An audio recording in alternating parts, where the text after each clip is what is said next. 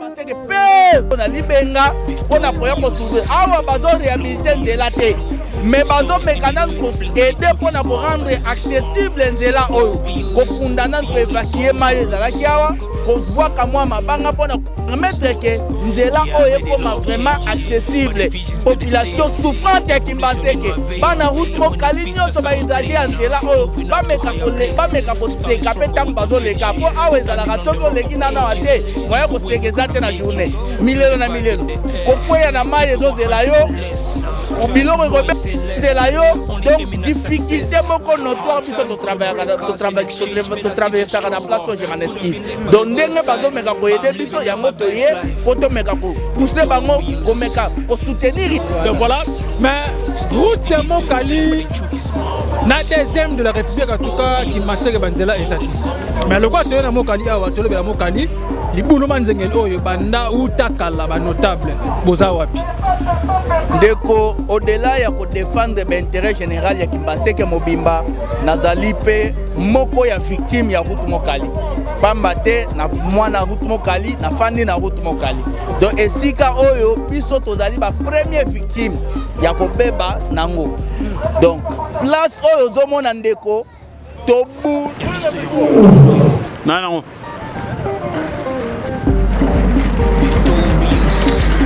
Mesdames et messieurs, chers amis internautes, sur YouTube et sur le podcast, en tout cas, un grand merci à vous. En tout cas, un grand merci la confiance sur vos autres émissions. N'ayez pas tapé l'émission et bandeli tisuka. N'ayez pas liker, n'ayez pas partager. Beaucoup de choses.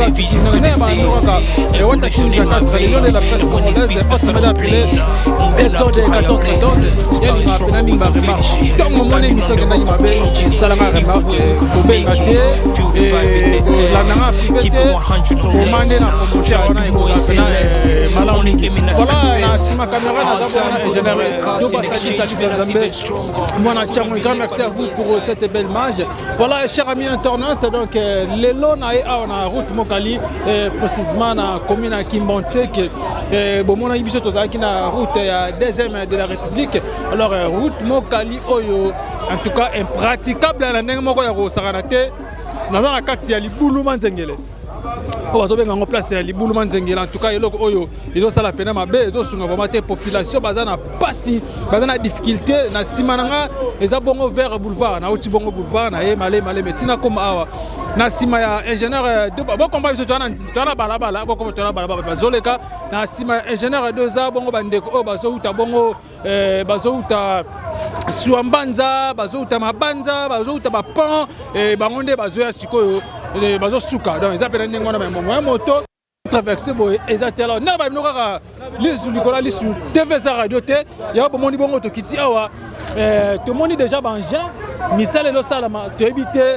ce qui j'ai ezoke nenenge nini et aux appena malomi ko sola pena mingi na population ko appela ba robenga pe moko abiso awa to meka pe poto kuti awa to baza nani to sola na ye aux appena malomi mbote papa mbote ndeko mopanzi sam connaît papa comme on a révolutionnaire d'état notable Blanchard Kimbansa notable de Kimbanseke grand notable de Kimbanseke grand notable à la tête d'une grande révolutionnaire ya Kimbanseke mouvement oyo esangisaka ba leader d'opinion nyonso ya Kimbanseke tobenga ba notable révolutionnaire de Kimbanseke biso tozana pona kotia pression na ba autorité compétente baya ko sauver la population souffrante de Kimbanseke tozali wana pona ko soutenir ba bonnes initiatives nyonso ezoya pona ko sauver population ya Kimbanseke tozape wana lisusu je m'en excuse pona ko combattre nyonso ya mabe oyo lekaka Kimbanseke na pesi mbote na ba notable nyonso révolutionnaire de Kimbanseke notable révolutionnaire Dio Maele esika ozali na pesi mbote toute la population souffrante de Kimbanseke to pesi bino mbote comme biso ba porte-parole na bino ba bouche brisée ya population souffrante to pesi bino mbote bisika bozali. OK, merci beaucoup étant que grand notable non que grand notable nanga mona lo bango na bakse aussi génie ya ba notable ya Kimbanseke donc voilà mais route mokali na deuxième de la République en tout cas Kimbanseke banzela ezati mais le quoi toyena mokali awa tolobela mokali libulu manzengeli oyo banda utakala ba notable boza wapi ndeko au-delà ya ko défendre l'intérêt général ya Kimbanseke Mobimba nazali pe moko ya victime ya route mokali pamba te na mwana route mokali na fandi na route mokali donc esika oyo biso tozali ba première victime ya ko beba nango donc place oyo zomona ndeko tobunda tola tosala ba démarche nyonso bato bakoki kosala pona ko bongisela biso non seulement libulu manzengele mais réhabilitation proprement dite ya route mokali mobimba parce que problématique ezali route mobimba za kokufa mais réponse favorable tozwaka te ndenge awa soki tokiti awa na ye en titre personnel pona koya komona ba effort privé ya ba grand notable ba grand notable parce que biso to ba notable ba grand notable za ba o ba pouvoir public ba député ba autorité to benga bango ba grand notable na coutume na hiérarchie na biso donc ndenge toye awa toye pona kosala mention spéciale na ba grand notable na biso les deux députés nationaux ya Kimbanseke oyo bazui volontairement parce que ça rôle la bango te bango rôle la bango ezali rôle parlementaire na bango ezali ko kiela mibeko ko contrôler exécutif national pe entreprise publique nyonso ya l'état mais comment na souffrance aux population ya Kimbanseke o tonyo kwa maka kotala ndenge biso nyonso au-delà ya kozala ba député national baza pe ba ya biso ya route mokali nde batali te tolandela nanu ba rôle na biso te toya nanu tant soit pe ko sauver population oyo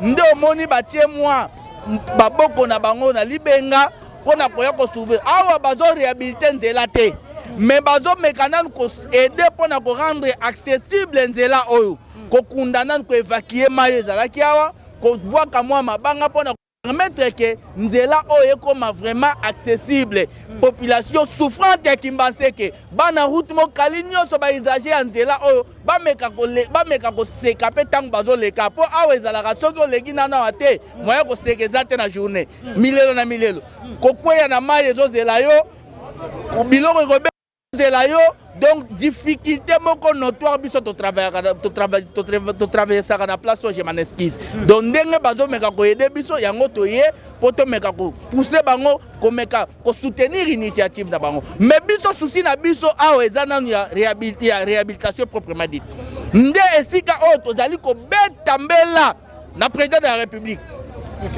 monsieur le président de la République son excellence Félix Antoine Tshisekedi Tshilombo son excellence oyebi Kimbanseke oyo ezali commune révolutionnaire ozali kinois oyebi Kimbanseke oyo ndenge défendant république oyebi ba moment tozo traverser mboka ezali na insécurité tozali agressé Kimbanseke kaka oyo e défendant mboka na biso na 1998 tango ba Rwandais bayaki ko luka ko boto la biso mboka à l'époque ezalaki le fait Laurent Désiré Kabila de reste mémoire.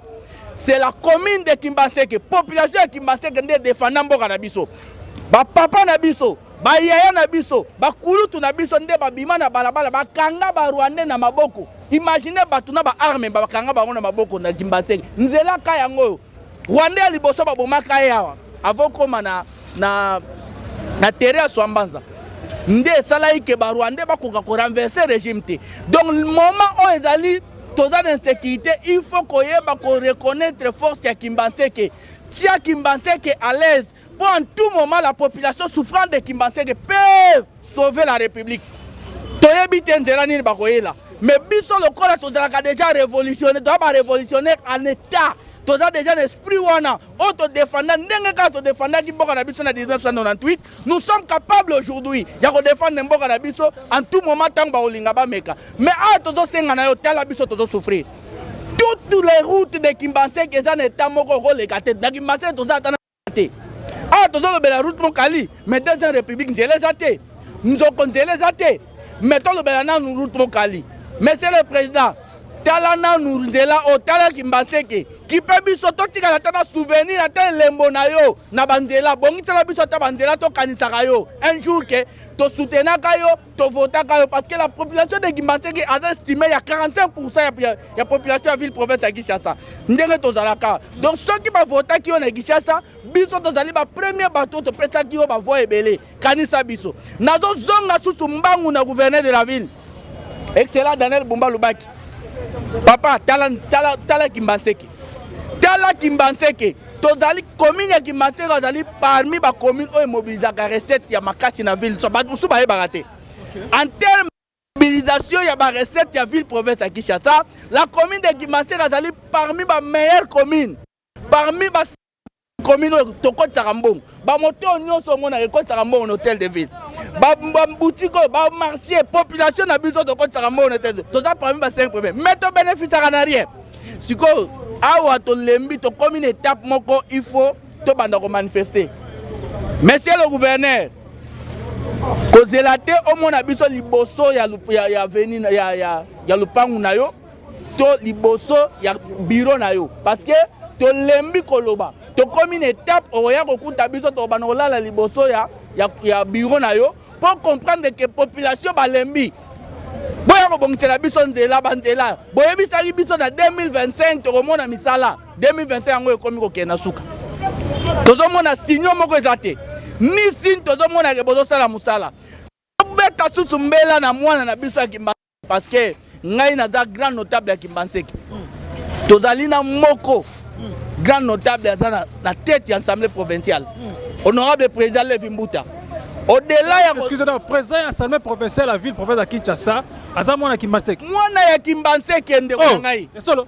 Mais dans le biso vete moi na biso mikondo awa. Bo anzela eza bo ndenge. Président Levi Mbuta moi na biso parce que ata papa, mais en terme ndenge na gérera bango butumo comme grand notable de Kimbaseke aza moi na ngai. Aza butumo. Oui, c'est vrai. Butumo na nene. Mais na zali na tête ya notabilité Kimbasekoise ngam nazo gérer bango donc butu moy baza bana na ngam nazo gérer bango président Levi Mbuta s'il vous plaît papa na biso na pesiona mbote malgré ozwa ki ba frappe belé parce que nous sommes toza na pour la vérité kolobana to banda kolobela po bando sala le côté na terrain en titre personnel mais lelo to moni comme bo rapé moi mabanga na nzoko kuna félicitations na nous coup de chapeau ndongo zongi d'esprit na biso papa biso notabilité to lingaka mutu nyonso azwi pouvoir na Kimbaseke aya kosunga biso à titre individuel mais awa toza su na titre individuel te tokomi siko na titre étatique responsabilité na bino ya hôtel de ville ya ville ya koyeba ko réhabiliter banzela na biso président Levi tozalaki na mboka oyo na ville province oyo tozalaki na Godin Poi président ya assemblée provinciale tomonaki ndenga bandaki ko traiter na ndeko na ye Ngobila zo sala na bakwe na ye pa zo benda pe ba projet ba zo bongisa na bakwe na bango président to lingi pe Kimbaseke a bénéficier na influence politique na yo to ko betelo maboko pamba te esengo na biso ozani ntango mona ndeko na biso au sommet esengo na biso kozala ntango za au sommet et que nous la population souffrant nous bénéficions de votre influence. Mais dès lors qu'on ne bénéficie pas de votre influence politique, nous par rapport à quoi? À partir de là, nous utiliser l'influence politique de façon qu'on sauve la population souffrante à Kimbaseke. Nous avons des yomoko yebi nzoko kuna zo bwa mabanga wana eza musala ozo aider mais musala peut-être ozo zela ezali réhabilitation proprement dit je m'en excuse ndet ozo senga na bino boye ba députés provinciaux s'il vous plaît c'est le moment de mettre des pressions au niveau ya APK bo déclarer bo sala ba démarche de façon que gouverneur de la ville gouvernorat et répondre favorablement à la population souffrante de Kimbaseke. Nous n'avons pas de problème, il y a des routes de Kimbaseke, mais nous avons aussi tant de problèmes. Nous avons des mailles de Kimbaseke. La population de quartier, mais la maille, il y a Moucholi. C'est vraiment regrettable comme on a commune 5 lits. Nous maille. Oyo za ba forage toza na 21e siècle oyo ba forage ezali bokoki ko installer ba forage pour permettre la population na bino ba mela mai nos députés c'est le moment d'aider votre population bozana na mandat eza campagne té mais bo aider na population par rapport à mandat au bozui bobo sanate que au-delà de votre Au-delà de votre rôle parlementaire, vous avez aussi un rôle extra-parlementaire à jouer. Donc, rôle parlementaire, vous savez, continuer mais bon un rôle extra parlementaire oh ya kosunga population na bino et si kanyo so bomoni difficulté zali vous avez des moyens tia le boko na pole sunga population moi mai forage tia moi place à libanga robora mabanga boaka moi esika câble ziki yaka pena câble sunga c'est comme cela que nous allons construire Kimbanseke na biso et comme appelé parmi ba commune bato bazo betela maboko parce que Kimbanseke lelo eza soni na ville province ya Kinshasa Kimbanseke lelo ezali lokola enfer de biso neto za tambola kana Kimbanseke partout baseka biso mais c'est ça la biso sonité parce que c'est le fardeau oh biso to ndima combat etumba biso to pona ya ko rendre Kimbanseke plus viable ya ko teka image positive ya Kimbanseke ndeto bundela rango mais to sengi na bino vraiment c'est le moment de venir nous aider coup de chapeau na baeli nationaux obaye ko sunga population ya Kimbanseke j'espère que la population souffrant de Kimbanseke robosa na bangote l'honorable Gaborembo Makumezo et son frère aimable l'honorable Paki Ngani na tabaotuba obabenga ka Jésus de Tchangu parce que au-delà ya Rosala mwana ya Rutmo Kali mwana Kimbanseke azobunda pe pona Tchangu mobimba oza circonscription na e bazobunda na lobaka en général parce que bango mibale c'est parmi des députés nationaux au baza plus proche à population donc ceux qui bayoki likama lelo temps bakitara mbala moko moi je suis pas là je suis pas un flatteur bayebinga bango toutes les autorités à Kimbanseke bayebi notable Blacha Kimbasa na flatara mutu moi je suis quelqu'un de vrai ceux qui na moni mabe na yebisio ceux qui na moni tuer dans le bon na moni surtout l'intérêt général il faut ce qu'on a un intérêt général aux sala makambu population souffrante à Kimbanseke et se retrouver nango automatiquement tu as mon soutien voilà ce que je voulais passer comme message merci beaucoup quand notable ma dernière question pour toka bona mukolelo nine kozarake manzengele oyo ebotaka est-ce que babi simbi bazawa to canalisation za mabe to batu batonga bandako likolo ba terrasser bon ezali vraiment problème ya spiritualité te donc il faut toza na 21e siècle toza bato to tangi toza ba scientifique à mon ana gindoki te scientifique à mon ba principe est-ce que sika musale salamaki et salami par rapport à ba principe esengi c'est ça donc problème ya libulu manzengele o bandi pe le lote à chaque fois écrit problème nango ya makasi ezali non respect ya bato basala kinzela voilà pour benga ba responsable ba kosala il y a des caniveaux parce que place où dans le bassin kuna ngomba koto ngomba mai nyoso eyaka kofanda problème ezali il y a des caniveaux autant basala ki cartographie nzela o liboso bato ba homme fort na boy kotanga ba kombo ba ponga na lala asuna ndawu te kwani papa ngai koloba vérité na Kinshasa na Congo eza infraction nga na sali 3 mois na fana na ndaku te ba plainte ba nini o lobaki boye lobo poto zo loba boye na boy kotanga ba kombo mais ba nyonso ba yebi ke ba bloquer ba caniveau ba kotsa na mama pangu na bango pona ba intérêt privé na bango alors que coût ya mai edimnyaka ba caniveau chaque caniveau ezo réduit coût ya mai kuna soki caniveau abendi moi coup pression ma éliminer si ezoya kokoma mai toza na mai ebelete mais du fait que ba bloquer ba caniveau ba continue na mapangu kunyo sa mai ezoya kotonda awa na bassin moyen évacuation ezate yango tozo senga na ba konzi tangu ba koya kosala musala il faut bazonga la cartographie ya kala place ezalaki caniveau ata bokonza na lupangu papa yeba ngongango bana deja kofongola lupangu na yo tolekisa caniveau na biso place wana nde place ne problème makasi pe ya ngwana évacuation ya mai omoni nde bazo sala mai ozokende na passe tala basomi na ba cantine pona nini il y a pas vraiment de caniveau o eza fiable o ezo kosunga kozwa charge ya coût ya mai o donc problème ya makasi ya ngwana tozo espérer que ba autorité compétente parce que tozo espérer te eza pe tozo senga bino na mawate parce que c'est eza droit na biso comme ba citoyen ya ko be oui c'est eza droit to futa bempo tozo pe wana te pona ko bonela ka bato yango tozo senga yango nazo loba na gouverneur Daniel Bumba lobaki ke kala te ko mona ba notable révolutionnaire to lala wana soki ko boma biso parce que eza droit na biso to ko gi jamais tozo futa ba impôt tozo futa ba taxe tozo contribuer na kitunga ya l'État mais tozo vivre tozo wana te pona ko subir toza pe wana pona ko se défendre donc tozo senga na bango na limemia nyonso baya ko sala musala basunga biso soki te vraiment toza mbutu mutu parce que année o ezan année ya révolution to bima na toza révolution armée te toza ba rebelle te mais tozo senga nde changement to bima na balabala pona ko senga basala biso musala koki kosala musala te tosengi ka démission na bango parce que tokende ntina président de la république kolala la président Fati Libanda président Fati okomona bana Kimbanzeke liboso porte na yo mukolo soki batu oyo tiela biso bazo répondre positivement na batande na biso te kala te okomona bana Kimbanzeke tokosala une semaine liboso ya oyo wana tokoyana banat na biso d'ailleurs biso pe tolala pe na banini na bakarton tobangela kolala libanda te tokoya wana na bakarton tolali mpona koya kosenga badroit na biso toza na posa banzela na biso ebonga eloko tokopesa message yango wana. Merci beaucoup Gano Table. Merci beaucoup. Le message est passé déjà. Na sepeli vraiment na émission na yo. Na sepeli vraiment pe na chaîne na bino. Courage ndenge bozo sunga biso. Omoni ndenge ko sunga population to pesi mbongo te. Donc batu pe batu bo sunga reza bango. Aya bakonzi. Botala kateko boye muto atie volonté parce que ba média lelo comme mbongo ngana souffra boye. Tant pour les gars, les faut pas s'embonner. Mozo la population souffrant. N'amoko mobola. N'azana musala te pour imbaser de ba chômeur.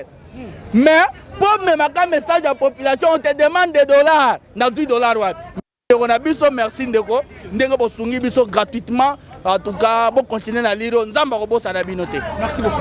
Chers amis téléspectateurs, ndeka ndeko choba nzamba robo sana te. Voilà, tout le monde bande ko ba musala pena volontairement ndeka ndeko na uti koloba député azana pona kozaka ba mention kolobela population na ye mais ezate ke na aya susu ba abanda ko tonga nzela en tout cas eloko oyo sungi vraiment te mamba boye sala pena soni en tout cas to senga pena na excellence Daniel Bumba Lukoki mon papa na benga gaye Lubaki pardon en tout cas koyeba pe kolandela pe nzela ya route mokali oyo eza pena mala mingi nde tozomona ba boulevard le njilo ba osala ngo ba route commence déjà et fan na kutu kuna kokoto kuna déjà kitoko nemo pana mokali bota bandeko ndi baza pena okabo na sima nanga peso pesi mokongo eza bongo bandeko bazo uta bongo biela ba siwambanza bazo escobo pour kende ti na Pascal bandeko bazo uta bongo na Pascal pour kende ti ba biela wana boy ba siwambanza wana ba suka kuna mona beti suma kolobo ke za moto mutusu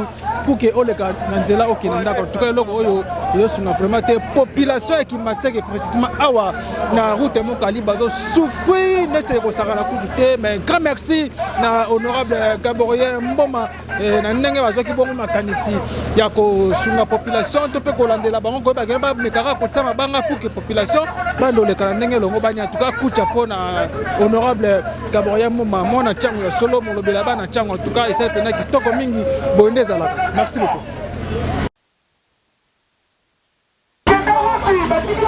Voilà, moni ndenge ba ndeko bazo sala pena mosala pona kaka basunga bongo population ya route mokali et en tout cas ba ndeko ba lui bongo engin na chinois za na sur indien et ba pesi mosolo e uti bongo na poche na bango moko pour que basunga population ya commune na bango to pe ya quartier na bango en tout cas loko oyo eza pena exemple moko à souffre donc un grand merci à honorable Gaborien ainsi que à l'honorable Nganini Obi Sali qui est dans la population ya Kimbanzeke précisément na route mokali baba na kotambola ndenge mongo longo bani bota ndenge bena bande ko bakaboni to ezala kola to na stade de Martyrs to la match vite na imana ba bazana ngambu biso pe na ngambu et tebité donc en tout cas ceux qui vraiment nzela ngo ba sala ngo na ndenge longo bani e koza pena malamu population ya Kimbanzeke awa et à route mokali ba no tambola ndenge pene sengi transco l'époque transco ba na kota mais transco kota soute parce que nzela ezate bomona la kifana aka na laksara bino na kwana entrer na ngokuna na Pascal kuna kutu koloba kutu te bosana vraiment nzela solo atangi chosi li mais awa to asko le vers babenga ngo libulu manzengele donc libulu manzengele oyo je déjà tant je suis penata population ba do souffrir mais na bokasi ya honorable Gaborien Mboma Kumeza ainsi que na honorable Paki basangana ki ba sangisi likanisi babi ke baza bana ya Kimbanzeke babi tozaka ba honorable ya Kimbanseke te malgré tout ça chango mais tout l'accident to bon ça peut quartier to peut commune ba fota biso commune biso peut to vanda ko za pena malamu yo mo ba so ki likanisi ya ko za bon anje oyo bo so mona awa eso bazo longola ba salité na kati ya terrasse bazo si canalisation normale mais o eza ba mo wasala eza l'état te ba mo wasala lobi ko mona ebebi nango lisusu alors ko senga pena il faut l'état a sala ngo abandi pena bandeli tina suka de Pascal tina terminé sur vraiment et cause appena malamu mingi donc voilà ba ndeko ba somi kuna ba cantine ba somi na pour ba préparer mai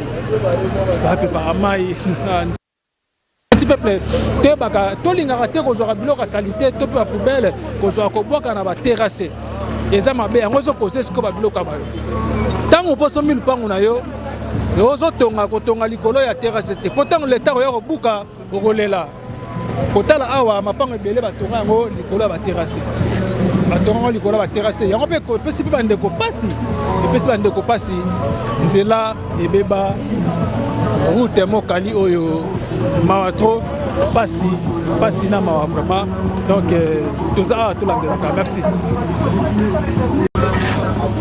voilà. Nous sommes toujours à la route Mokali. La Liboulou va bien la Liboulou Manzengele. Population vraiment va souffrir ma casse donc nous là vraiment exaté. Mon car n'engé comme ça tu vas n'engé notal en tout cas va souffrir vraiment va ça va saigner vraiment va saigner na gouverneur il y a ville province à Kinshasa comme l'andela pena nzela ko za pena malo mingi na solo mama. Mbote maman. Mbote papa. Comment est maman? Kombo langa mama José Ngoya. Mama José Ngoya, olemi boye po nini o? Papa to sepeli lanu to moni ndenge libulo te to dindaka mikono soka na kati ya mai. Moye ata bolati kitoko ndeni moye boleka ezate. Mai ezo polisa bilamba ekomi na papa mikolo ba mema ba ona mikongo 500 francs pour 400 papa na mai. Libaya ba chena se pour 400 mai.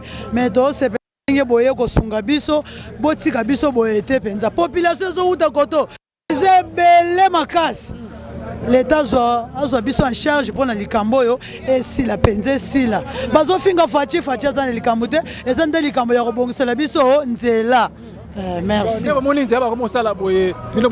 Sepeli makasi papa population ezo nyoko mana koto makasi. Merci beaucoup Mbote papa. Mbote papa. Comment est? Comment nanga Armando?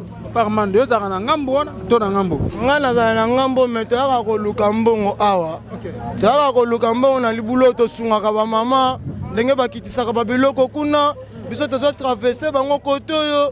Na ba pas bino bo séparation vous le bâtiment etonde ya mukongo je de mukongo tenga na memaka na mukongo te biso ndete memaka ba biloko kuna d'accord bakoli banini okitisi kuna do moya tombola koli ya te yango wana moni to sungaka bango mais ndenge bosali boye to sepeli makasi to sepeli lisusu mais bobongisa mabulu nyonso tu ekundama na route Mokali tolingi lisusu komona libulu te na route Mokali po nzela nyonso nzela oyo ekotaka bakonzi ebele ekotaka bato ebele ekotaka bato valeur ebele so siko nzela eza ya mabe mokonzi akokota ndenge nini mutu awuti musika ozoka soni mpo nokotisa na karoti na route Mokali yango wana ndenge boye kosala boye tosepeli makasi tokozala na facilité mutu awuti mpe musika awuti Gombe aye mpe ozo na facilité pe ko sani ya ko kodise pe route Mokali ndenge bobandi musala boye bobanda ngo banda na Pascal ne bobandi aw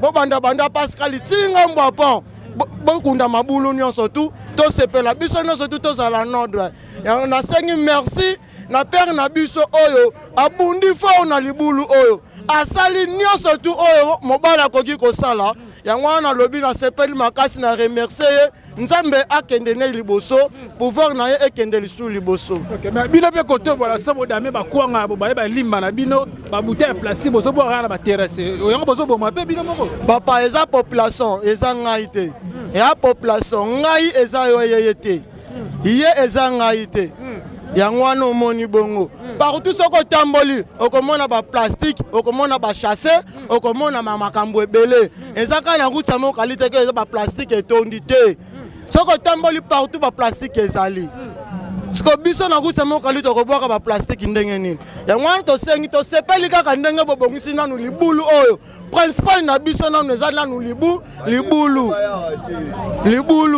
député biso oyo biso tokotya na nordre oyo biso tokobongisa makambo na ye député oyo kombo na ye kimi ngai ye wana makasi yango wana.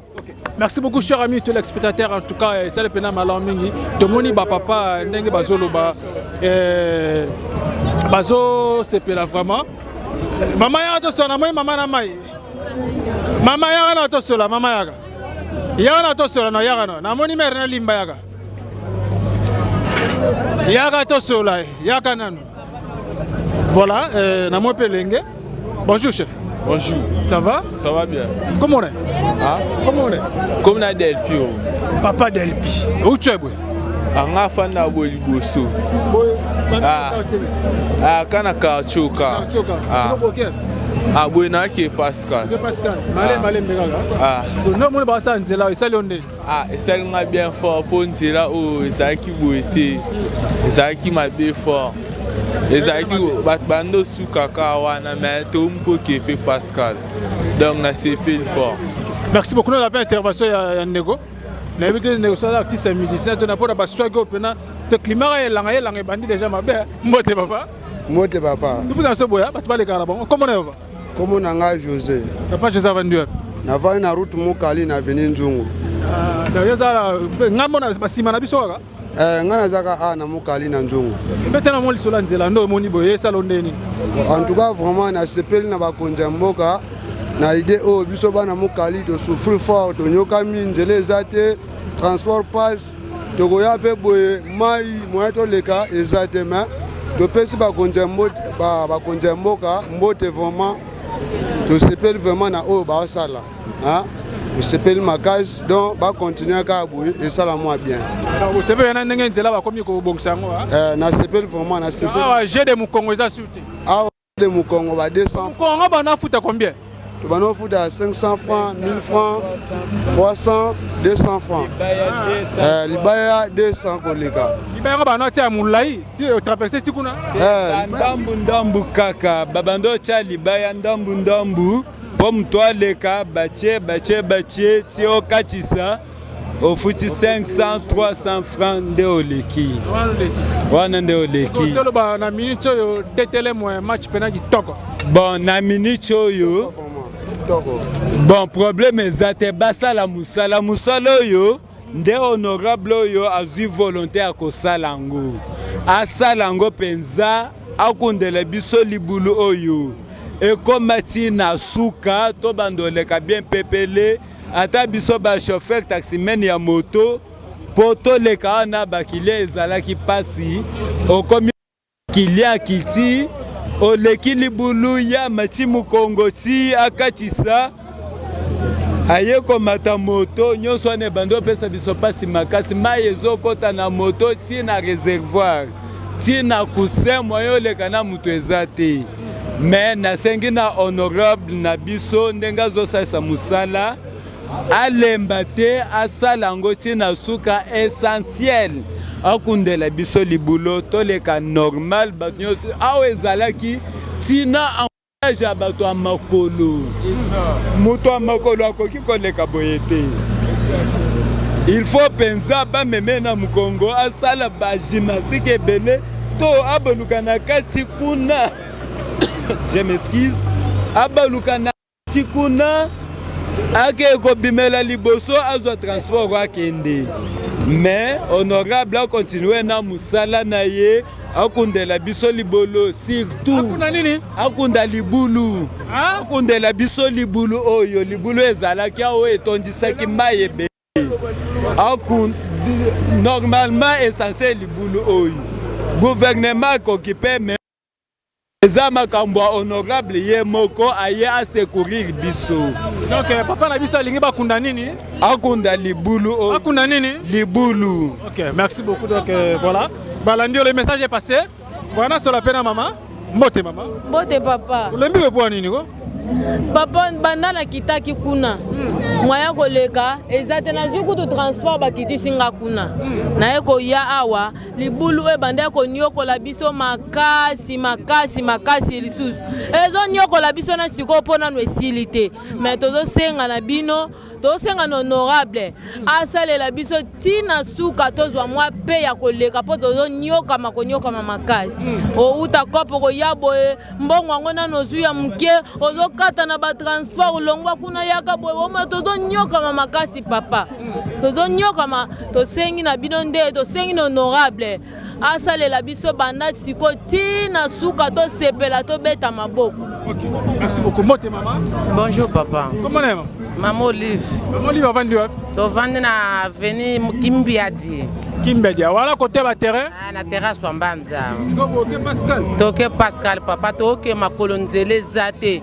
To communauté battement toke ne soki wapi kita mata il faut bongisa 1000 francs aux ubo 500 okoma kuna pe 500 ngopoko mobulu bato ko finana yango wana bino ba compte vraiment le ba relève ya ko bongisela biso bo bongisela biso tina suka to lembi koto population ezebele donc tozo tambola makolo soko komi na poko yoka na mawa en tout cas bosunga biso penza.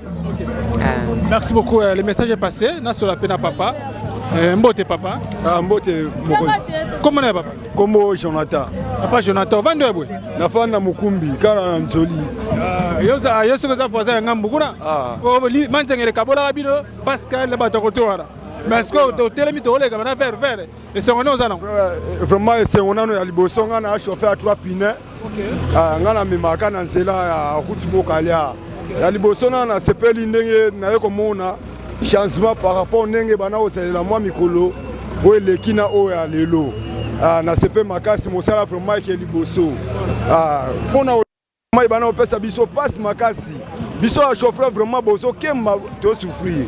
Vraiment liboso yango wana na pesi bino merci kaka. Bino bala be bongo bo profiter ne ba sako yo na kando sepelite. Oliga ba mamba be taka ba demi terrain pour zora moi la rebelle. Bon biso eza mutu na mutu ya biso to linga netinga na sepelaka mobimba.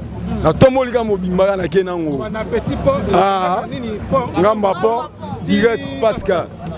Na sepeli vraiment ya liboso wana. Nzele bongaka mboke bongi ke nzele ça la bonne terre. Nzela so eza mabe c'est que makamunyo sera ebeba. Merci beaucoup. Électricité, régie des eaux et puis la route, ils contribuera à na ma commune, ils ont bien sûr courage à malamu. Au moins la activité.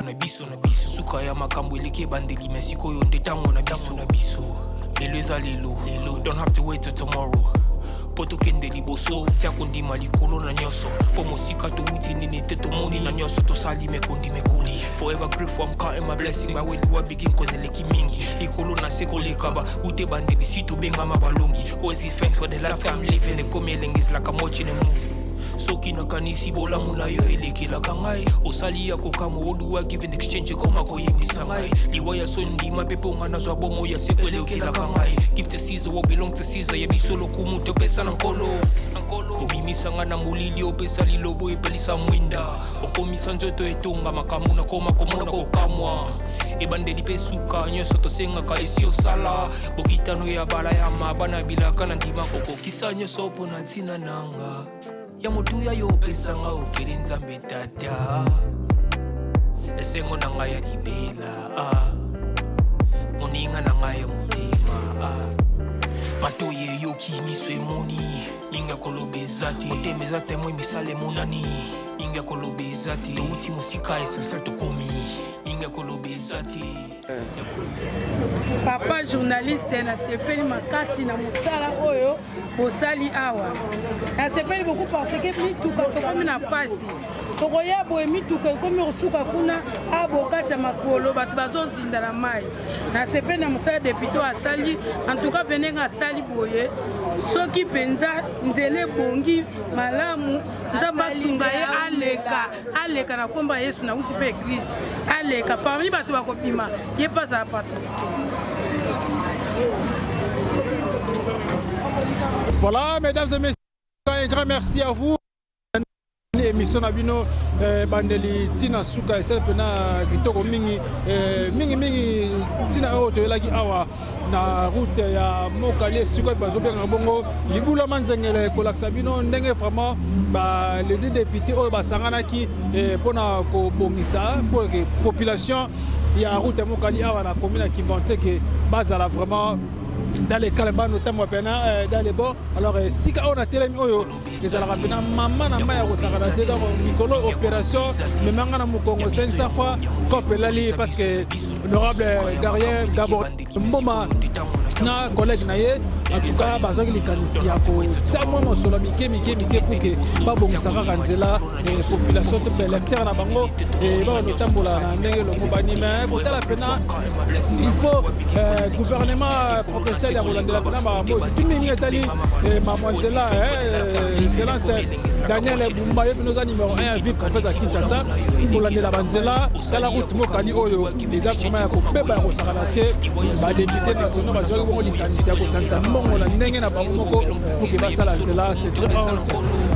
Donc nzela oyo ko basala ko peneza la pena toko ba mutu zo ka pena dans les normal alors on moni que le biso to kitaki awa ko sola bongo na population ya Kimbantseke awa vers route Mokali donc ne ba otu ko pesa la mbela et puis na quelques bato basa fait misala awa et puis na ba membre ya ba député wana ba peseli ba parti tu en tout cas c'est pena alors mi quand votre âme serviteur wata qui le président de Lion de la presse congolaise pour ne pas monopoliser les paroles. En tout cas, on a remercié l'équipe technique, on a ingénieur Toba Sadissa, Lisson Zambé, c'est que ce n'est notre idée parce que il a participé à celle qui est en Abino. Tout le monde a juste mon le n'a pas Abino pour s'abonner massivement, que tina cloche de notification, comme ça, découverte à Kitoko, émission Kitoko, bon, le monde a chaîne de Bolinga Makasi. Il y a Bisso podcast, il y a un vraiment ce que vous avez information. Un grand merci aussi, trio d'affaires, Bâtiment revient, boss Roni Malunama, boss Yannick Malunama, boss J King, Sansoubi aussi, mère boss Maman Laura Chou, un grand merci. Et Sansoubi aussi, mon partenaire privé, on fait que j'aime beaucoup. Charlie Wayingo, il y a Maman Coco Matatima 001 Héros d'Alombre, depuis Canada. Pourquoi pas se remercier mon commissaire Avia Wewa, Papa Pablo, boss Pablo, Sansoubi aussi, mon vieux trésor Lutonadio, il y a Maman Laetitia, Candelo, famille Candelo, Maman trop pas ta différence. Ainsi que mon papa que j'aime beaucoup, papa Simon Foka, Stati à Paris, il y a Maman Cécile, Massam Moulongo, Massam Moulongo, Badima, il est là, la tête, pour s'abonner massivement, Tina Cloche de notification, Nanabino Topesani, à la prochaine occasion. Bye. Misangana mulili opesali lobo epelisa mwinda okomisa nzoto etonga makamuna koma komona kokamwa ebandeli pe suka nyonso tosengaka esi osala bokitano ya bala ya mabana bilaka na ndima kokokisa nyonso mpo na ntina nanga ya motuya yo opesanga ofeli nzambe tata esengo na ngai ya libela